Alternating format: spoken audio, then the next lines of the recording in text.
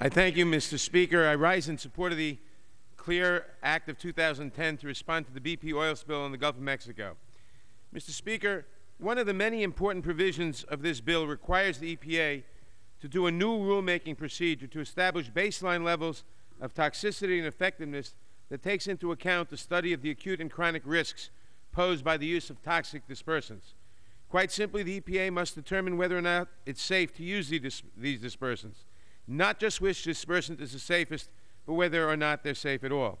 I offered an amendment in the Transportation Committee to ban the use of these toxic dispersants until the rulemaking and study in the bill determine they are safe. I'm very pleased that my amendment is included in the final bill before us today, and I thank Chairman Oberstar for his support. The fact is that nobody today can guarantee that dispersants are safe.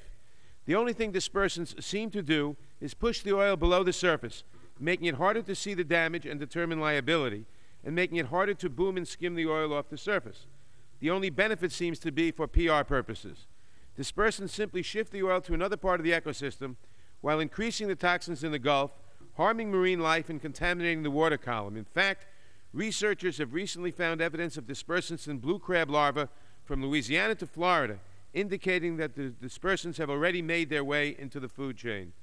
Let us never again perform a large, uncontrolled experiment with a huge population of people and an entire ocean as the experimental test vehicle.